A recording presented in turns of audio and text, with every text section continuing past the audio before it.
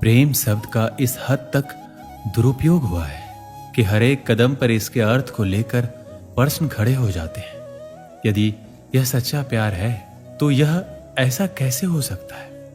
सच्चा प्रेम वही है जो कभी बढ़ता या घटता नहीं है।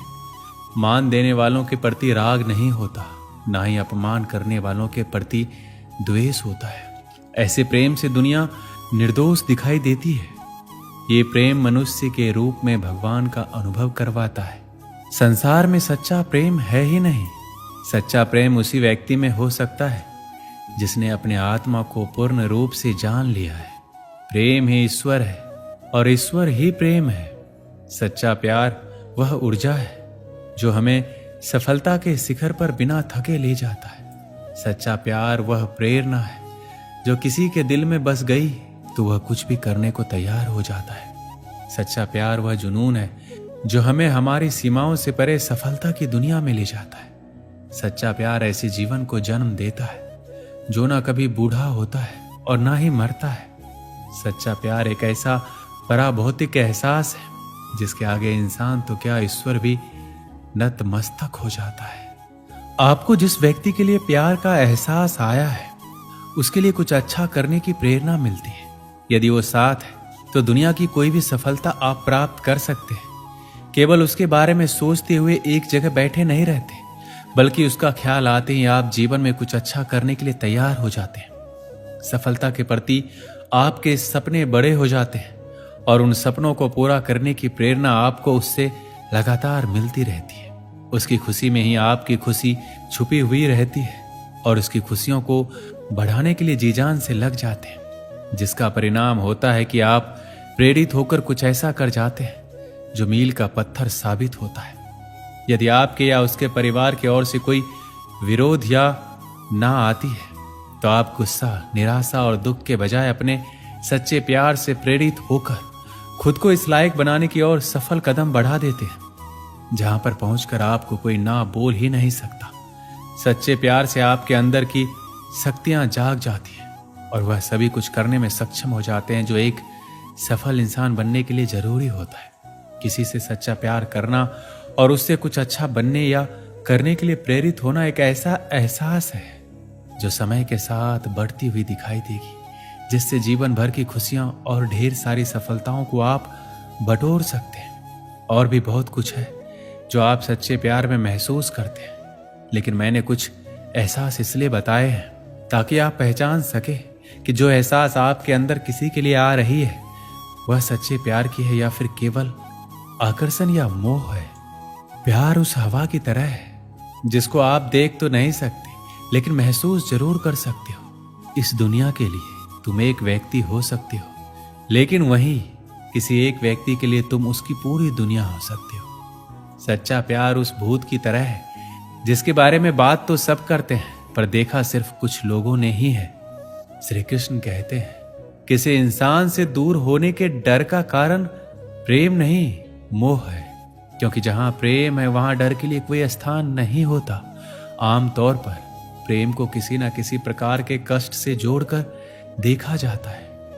क्या यह वाकई में प्रेम है जो हमें कष्ट देता है, या फिर हम प्रेम से भटककर मोह में फंस जाते हैं और खुद को कष्ट देते हैं? आजकल जिसे लोग प्रेम कहते हैं वह किसी दूसरे के साथ खुद को बांधने का, खुद की पहचान बनाने का एक तरीका है, लेकिन यह प्रेम नहीं है, ये मोह है। हम हमेशा ही मोह को प्रेम समझ बैठते हैं, जबकि सच्चाई यह है कि मोह का प्रेम से कोई लेना देना नहीं है।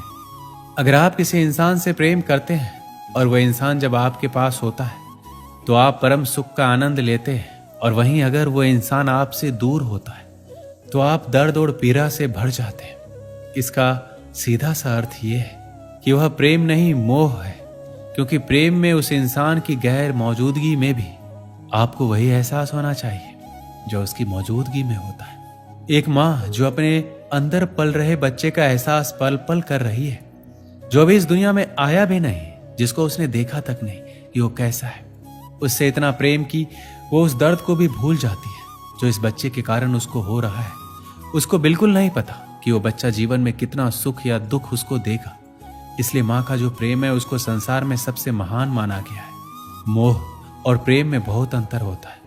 मोह का संबंध शरीर से होता है और प्रेम का संबंध आत्मा और परमात्मा से होता है। मोह हमको फंसा देता है, जबकि प्रेम हमें सभी बंधनों से मुक्त कर देता है। हर इंसान को प्रेम और मोह का ज्ञान होना आवश्यक है, क्योंकि जहां प्रेम होता है वहां मोह नहीं टिक सकता, और जहां मोह होता है वहां कभी प्रेम का वास नहीं हो सकता। इसलिए कहा जाता है कि प्रेम मुक्ति देता है और मोह बंधन। यदि सच्चा प्रेम पाना है तो कुछ पाने की इच्छाओं का मोह त्याग दो, तभी सच्चे प्रेम का एहसास हो सकता है।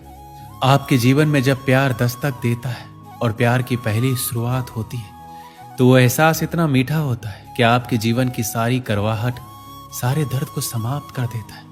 पर उस वक्त आप एक बात हमेशा भूल जाते हो कि मोह और प्रेम दोनों साथ साथ चलते हैं, परंतु इस सफर में अंतिम जीत किसकी होती है यह आपके ऊपर निर्भर करता है। आपका प्रेम सच्चा हो तो आप उस पर आसानी से काबू पा सकते हैं, पर मोह एक ऐसा बंधन है जिसमें आप ऐसे कैद हो जाते हैं जैसे एक पिंजरे में पंछी जो पंख होते हुए भी उस पिंजरे से आजाद नहीं हो पाता है। अच्छा बुरा सही गलत जो भी हो वो इस पिंजरे में खुश रहना सीख जाता है, जैसे आप मोह में सीख जाते हैं। इस मोह के पिंजरे से बाहर निकलकर वास्तविक प्रेम का एहसास कीजिए, जिसको आप सब कुछ अपना समझ रहे हो। क्या वो प्रेम है या सिर्फ आप मोह के बंधन में बंधे हैं? हम जो अपनी तन की आंखों से देखते हैं वो कभी प्रेम नहीं हो सकता, क्योंकि वो हमारी आंखों द्वारा बनाया गया प्रतिबिंब है, जिसको हमारे शरीर से जुड़े इन दो आंखों ने हमारे सामने प्रस्तुत किया है। प्रेम उस हवा की भांति है जो हमें दिखाई नहीं देती परंतु महसूस होती है। आप तन की आंखों से कभी प्रेम को नहीं पहचान पाओगे, क्योंकि हम तो मनुष्य हैं। तन की आंखों से तो राधा भी कृष्ण को नहीं पहचान पाई थी। इसलिए अगर प्रेम को समझना है, महसूस करना है, तो अपने आंखों को खोलिए, अपने मन की आंखों को खोलिए, तभी आप इन हवाओं के जैसे प्रेम को भी अपने अंदर महसूस कर पाओगे। इसलिए प्रेम की परिभाषा यह है कि प्रेम अंतर मन को छूने की कला है, एक सुखद अनुभूति है, एक अबूझ पहेली है, सब कुछ न्योछावर करने की इच्छा ही प्रेम है। हर मनुष्य को बस यही लगता है कि सच्चा प्रेम सिर्फ एक स्त्री और पुरुष के बीच हो सकता है, परंतु यह सत्य नहीं है। प्रेम तो परिवार से भी हो सकता है, माता पिता से हो सकता है, दोस्तों से हो सकता है, अपने वतन की मिट्टी से हो सकता है, लक्ष्य से हो सकता है, मानवता से हो सकता है। प्रेम वो शब्द है जिसकी व्याख्या असंभव है, पर इसमें जीवन छुपा है, जीने की चाह छिपी है। कभी डर तो कभी निडरता छुपी है, कभी बहुत प्रेम तो कभी घृणा छिपी है। प्रेम वो सत्य है जो कहीं ना कहीं ईश्वर से हमारा परिचय करवाता है। इसलिए प्रेम बिना जीना बेकार है। एक बार की बात है, नारद जी भगवान कृष्ण से बहुत प्रेम करते थे। जब नारद जी ने तीनों लोकों में राधा की स्तुति सुना तो वो बहुत चिंतित हो गए, बहुत सोचने लगे कि राधा में ऐसा क्या है कि उसकी स्तुति पूरे जगत में हो रही है। इसका जवाब पाने के लिए नारद जी ने कृष्ण जी के पास जाने का निर्णय लिया। इस सवाल का उत्तर पाने के लिए वह भगवान श्री कृष्ण के पास पहुंचे, परंतु वहां पहुंचने के बाद उन्होंने देखा कि कृष्ण जी के सर में बहुत ही पीड़ा हो रही थी। जब नारद जी उस पीड़ा के लिए उपचार पूछा तो कृष्ण जी ने उत्तर दिया, यदि मेरा कोई भक्त अपने चरणों को धोया हुआ पानी मुझे पिला दे तो मेरी पीड़ा कम हो जाएगी। नारद जी चिंता में पड़ गए। उन्होंने सोचा, अगर कोई भक्त अपने भगवान को अपने चरणों का धोया हुआ पानी पिलाएगा तो वो नरक में जाएगा। उसके बाद नारद जी भगवान श्री कृष्ण जी की पत्नी रुक्मणी जी के पास पहुंचे। नारद जी ने रुक्मणी को सारी बातें बताई। रुक्मणी जी ने अपने चरणों का धोया हुआ पानी देने से मना कर दिया, ये कहते हुए कि देव ऋषि ये तो पूर्ण पाप है। उसके बाद नारद जी सीधे राधा के पास पहुंचे। राधा को भी नारद जी ने सारा हाल कह सुनाया। राधा ने सुनते ही एक पात्र में पानी लिया और उसमें अपने पैर डुबा दिए। अपने पैरों को धोते हुए पानी को एक छोटे पात्र में भरकर राधा नारद जी से देते हुए बोली, इसे तुरंत कृष्ण के पास ले जाइए।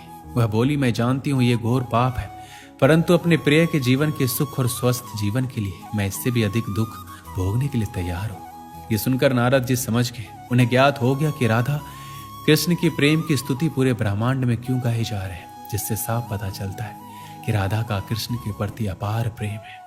दोस्तों, इस वीडियो में बस इतना ही। मिलते हैं अगले वीडियो में। अपना ख्याल रखिएगा। जय श्री कृष्ण।